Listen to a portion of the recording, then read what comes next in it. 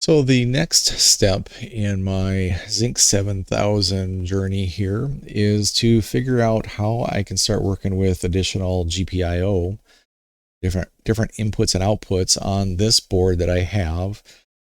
You know, I'm using a lot of signals for things like Ethernet and USB and SD card and HDMI output, but there's so much more I could be doing with this board, and I want to start leveraging some of that.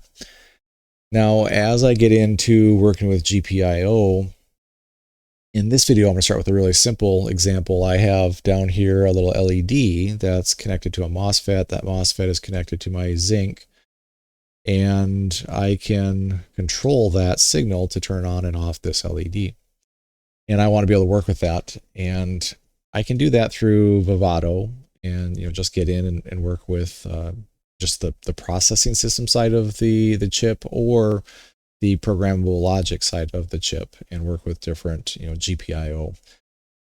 And to do that, I would use Vivado, I would use Vitis, those two tools. I've done enough GPIO in the past that I can get the job done. I'm okay and comfortable with those. But what I've not done is to try to do this from the PetaLinux perspective.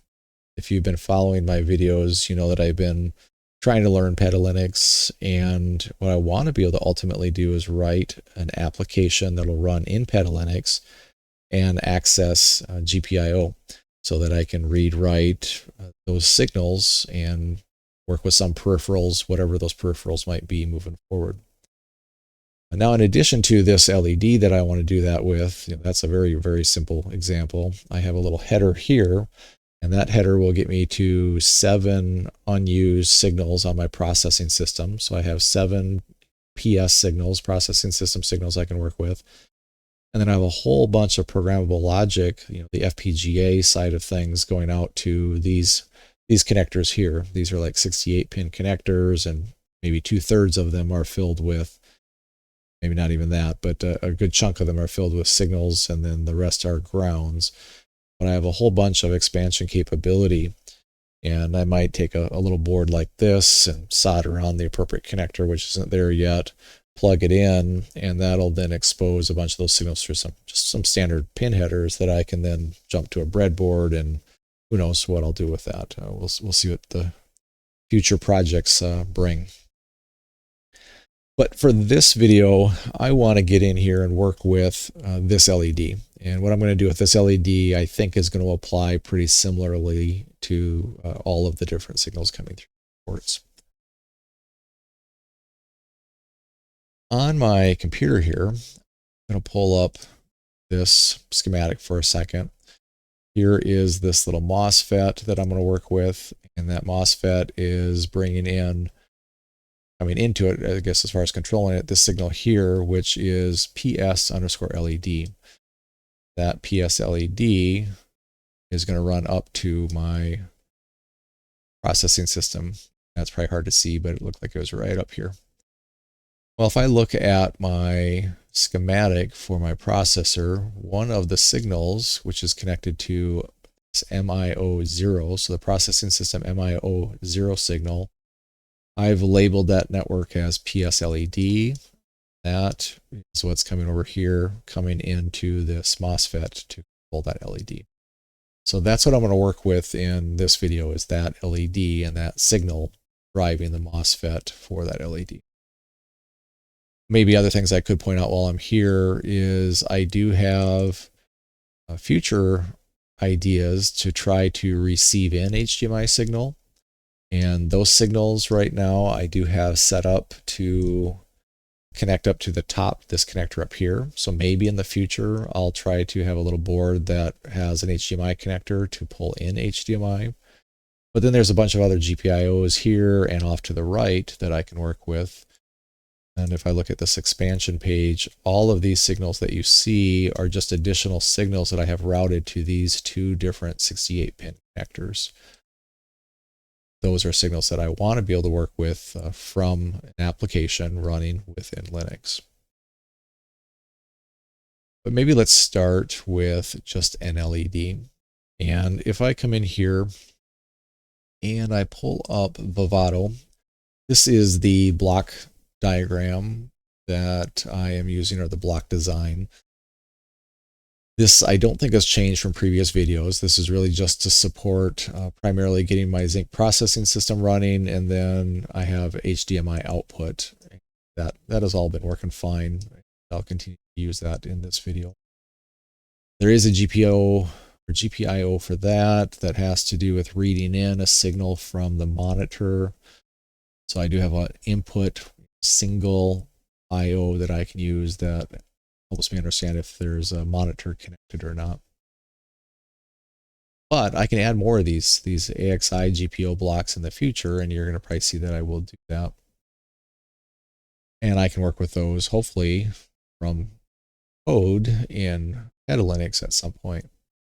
Now on my processing system, I want to point out just a couple quick things, and then I'm going to get into PetaLinux.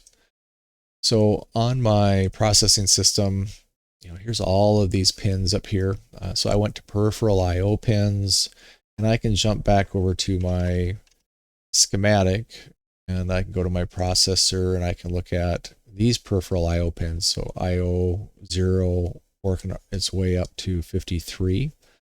That's what you're seeing here is 0 through, as I scroll to the right, 53.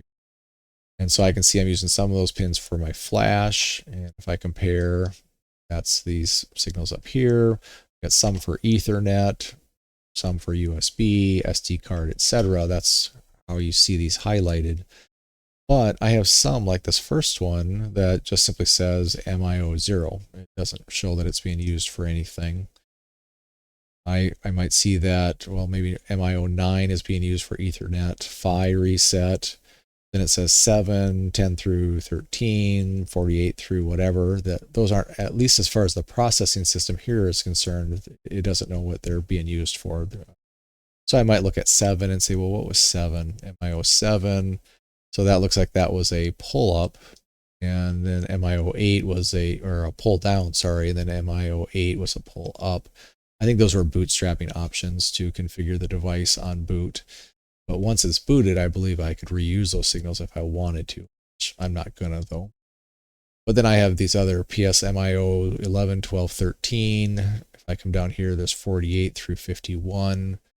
Those are just simply going out to that header right up here so that I can use those signals at some point if I want to do that. Again, on my board, that's this little connector right here.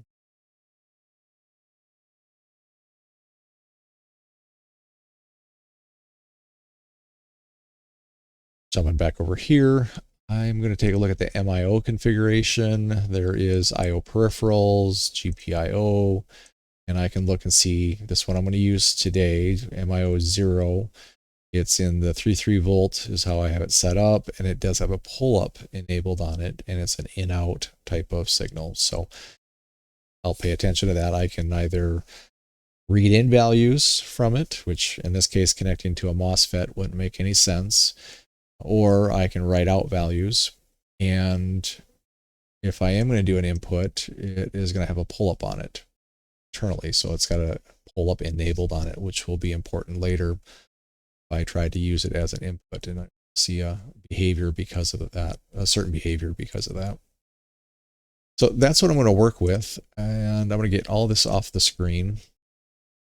And maybe what you're going to see here, let me get a couple of things going here. I'm going to go ahead and turn on my system, and you're going to notice when it does come up right down here, this LED is on. It's always on until I do something with it, and that's because I have it set with that pull up. And right now I've not told it to output anything to it. It's just simply sitting there as an in out with a pull up, and that's generating that LED signal.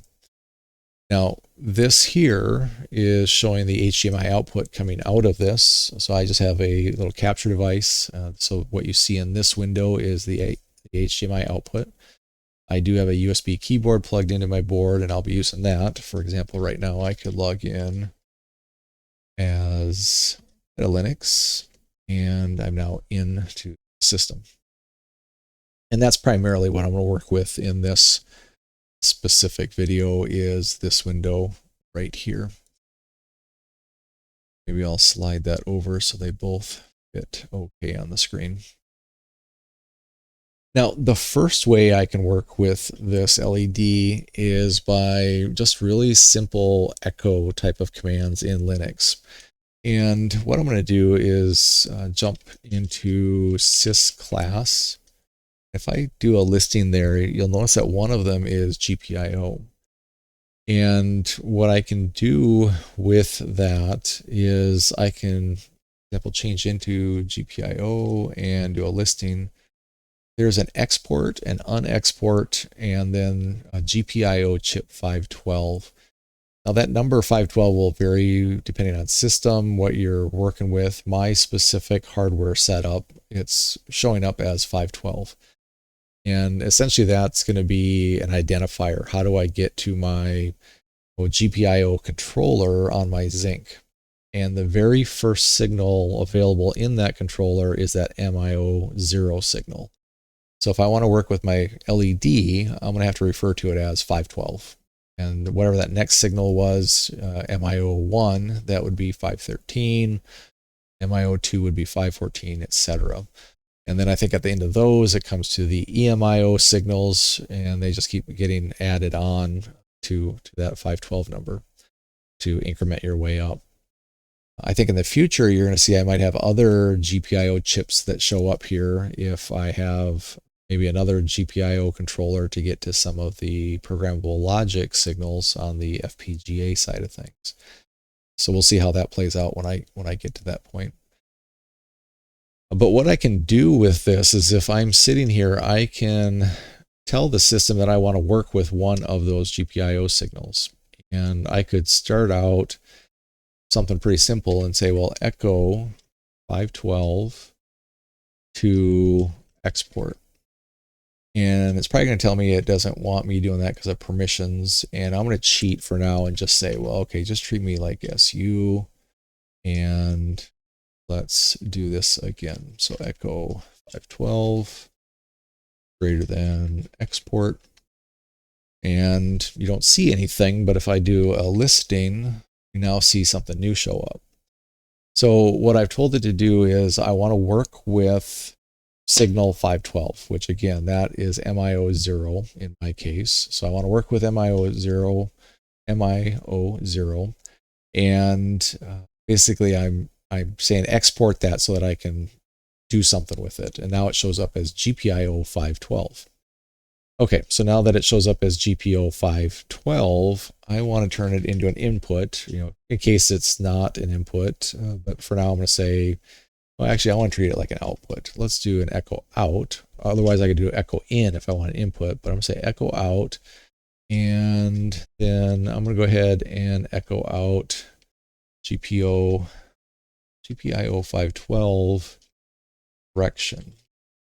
So basically, I'm going to send to this direction and say I want the direction to be an output. Now you will notice my LED turned off at this point. So it says, okay, you're an output now, not an input. With the input, I think the pull-up resistor is going to pull it high, but on the output, that pull-up resistor probably doesn't make a lot of sense. But then here I have my direction set. So I want to do an output.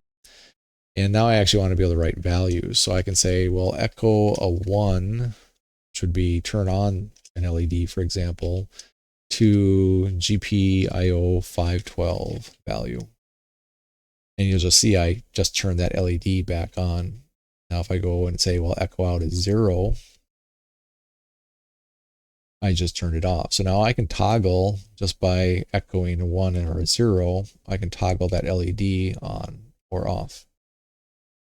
And when I'm done working with it, I would want to tell it I'm done with it. So kind of disconnect that 512, GPIO 512 from here. And so I will do an echo 512. And I'm going to say unexport. And now if I do a listing, you'll see that that GPIO 512 is gone. So I came in here, I said, well, hook me up to this 512, which again is MIO0.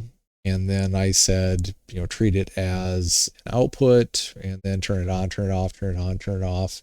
and then disconnect me from it, basically on export. So that's been controlling this little LED down here. Now I can also read values in a similar way. So if I want to read some values, I might come in here and say, well, let's go do an echo. I want to work with the 512 again. And I'm going to go ahead and do that to export. And then this time I'm going to do an echo, and I want to pull in from that. GPIO 512 will now be there. And direction. So I'm going to set the direction of that GPIO to input. And you'll notice just by simply doing that, this turned on. And I think that's again because I have a pull-up resistor set on it, or a pull-up set to pull up internally when it's an input. That went back to configuration side of Vivado. But now that I have it as an input, which it has again a pull-up in it, which makes this kind of pointless, so that might be where I go back and turn off that pull-up in Vivado. But for now, I'll just do this pretending that there's actually some signal being applied externally to pull it up or pull it down, as far as positive or want it to ground. But once I say I want an input, I can then actually go read that, maybe with a cat as an example. So I'll go read the value of it, and it comes back and says, well, it's a 1. And then when I'm done, I would do the same thing. I would say, well, for that signal, I want you to unexport it. And now I'm disconnected from it again. So this is one way I can start working with these signals. Now, obviously not a very practical way, but I suppose you could build Linux scripts or things like that that would work through some of these signals in this way. Maybe instead of that, though, what I could do, there is a utility, or it's a library that you can add into PetaLinux, and it's a lib gpiod. And a couple of things, if you do want to use this, let me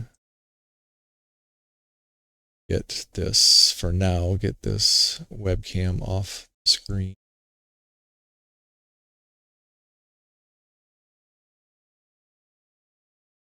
But in my PetaLinux, my project that I'm working in here, I'm going to just get into being able to work with this and get into my kernel.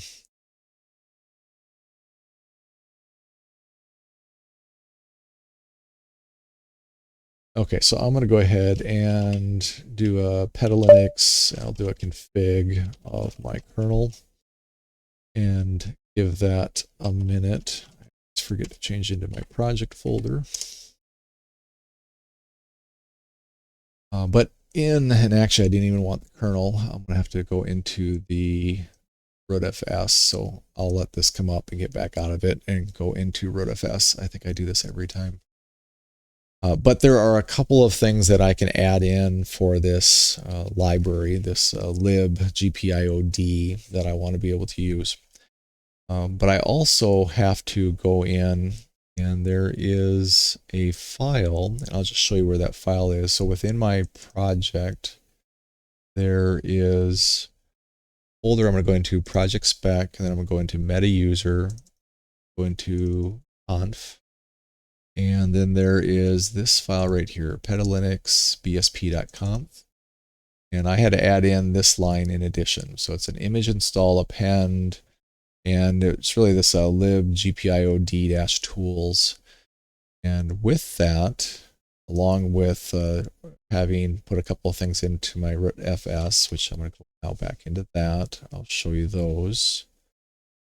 It gives me access to some handy little utilities from within my PetaLinux image, so that PetaLinux user can manipulate those GPIOs much more easily than the way I was just doing it with the echoes. Okay, so let me, instead of kernel, what I wanted was rootfs. And if I just do a slash and I type in lib gpiod, you'll see that there's these three things in here you can add. So there is this lib gpiod GPIOD I have set to yes. There's also a debug and dev package for those, so I said yes to those. So I turned those on along with coming into this configuration file and adding in this. But by doing that, now when I'm over here, I'm going to pivot to my other keyboard, what I can now do is use some of these utilities. And so one of them, for example, is a GPIO detect. And it says it detected this GPIO chip 0 is what it's referring to it as, with 118 lines connected to it. So 118 different IOs that I might be able to work with. Now, a lot of those are probably already used and not available for me, but the very first one there within that would be MIO 0 again. But then I could also do things like give me some info, GPIO info on that specific one, and then it shows me all these lines and if they're named and if they're inputs and active high in this case, so a bunch of information I can look at there. And if I want to modify a value, I can just say GPIO set. I want to go to this first chip, this chip 0, and I want to go to the very first signal 0, and I want to set it to a 0. Now, if I look at, let me bring up my view that has my board on it also. So down here, the LED is on, but as soon as I run this, you notice that LED is off. And if I want to turn it back on, I just say, well, set it to 1. So that's how easy it is now. So instead of going through that whole sequence of echo and exporting and at the end unexporting and sending or reading the right things in between, I just say GPIO set, and I can set it to whatever I want to set it to. I can turn it off.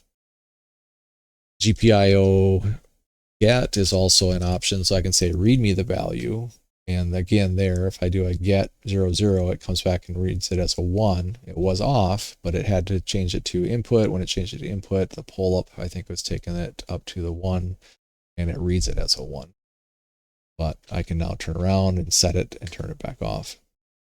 So those are pretty handy utilities, and that's another way, I guess, to start manipulating these GPIO. Still not real practical, though, for all practical purposes, I guess. Maybe, again, in scripts that's handy, but for what I want to do in the future, I need a more programmatic way of working with it. So I'm going to get in and show you how I'm currently doing this from an application that I added into PetaLinux. Now, with this GPIO, this lib GPIOD, I did try to use that from within a C application within PetaLinux, and I just was not having any luck getting it to really find all of the dependencies and be able to build it correctly. So I went to an older style, and I'll just talk through that. Within PetaLinux here, and let me get this word back off of there. You can go in and create applications. And so the way that that's done is you come in here and you say, well, I want to do a PetaLinux, I want to do a create, and what I want to create are apps, and I want to make one named something. Now I made one called Flash LED, and I want it to be a C, not C++, and I want it to be enabled right away. So I would run a command that looks like this. I'm not going to run that because I've already done that, but once you do that, then what you'll find in your project is under project spec, meta user, there will now be recipes apps. And previously I've been in these folders for BSP and kernel and modules. I'd added some modules to support the video stuff I was doing previously, but now I'm creating an app, and here I have a Flash LED, has its little bitbake file, and then it creates, I don't even need this here anymore, but it creates a C file then that you can go in and work in. And I then opened that up and I completely replaced what was there. What was there is just a simple template, but I put in code that looks like this. And if I go through this real briefly. There's some includes, but then I just come in here and I do some like send a message out to the console saying, okay, I'm starting, and I flush it right away so you see it right away. But then I work my way through and I'm basically doing the same things that I was doing way back the hard way with the echo type of commands. That's essentially what this is doing. So this is saying, okay, I want to open up this path, and export path is sys class GPIO export. That's the exact same thing I was doing with the echo for write only. And then I want to write a 512 to it. This code's not very dynamic right now. I'm just hard coding in. I want to access this specific IO 512, which again maps to MIO0, which is my PS LED signal. So write those 3 characters to the export path. And then I continue and say, okay, I want it to be write only on, I want to write to the direction. I want to write it as an output. So make that signal an output signal. Then I continue down and I want to actually write some values to that. So then I say write to the value path. This previous one was the direction path, which was that /direction. Now I'm saying write to the value path, which is the GPIO 512/value. And then I'm going to write out 1. And then I'm going to print out on the screen a little up caret basically. Flush it right away. I'm going to wait half a second and then I'm going to write out a 0. Put a little V, in other words, value going up, value going down, just to show how I'm setting the LED. Again, flush that, sleep, and then repeat that 5 times. So the idea is I want this LED on my board to flash 5 times. And then I end up at the end of that going out to the unexport path. Unexport path is just this right up here. And once I do that, that basically has freed up that. It says, release. I'm not working with that 512 anymore. I do also have similar code down here for a read value, which I'm not using at all. But if I wanted to read a value, this is how I could read a value. Very similar. It's just following the same pattern as you saw above, but going through the steps to do a read instead of writing out. So it's changing it to input, and value out is what it's going to do. But then I go ahead and I build my project. Now that's going to use this little make file that's put in here, and it's going to make my flash LED. So if I go back to my HDMI output here, I can go and look at my user bin folder, and there's a lot of stuff there. You can see I've got a lot of stuff as part of this image. But if I look for just flash, you'll see that this flash LED is showing up there. And let me change my view so that you can see board. But then I'll go ahead and say, let's go ahead and flash that LED. And if you look at my board, you're seeing that LED go through and do its 5 flashes. So I'll go ahead and run it again. But basically up, down, that's what you're seeing down here for that output. So now I'm programmatically modifying that GPIO. And with that, if I come back and I look at this, that's got all the I guess the underlying pieces I need now to write some functions that let me easily flip on, flip off GPIO signal or a series of signals.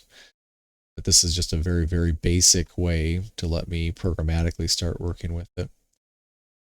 And like I said, I think if I could use the lib GPIOD, that might be even easier, but I was just having too many problems with PetaLinux and where's the header file and where's the other files that it needs when I try to reference things to get it to build correctly.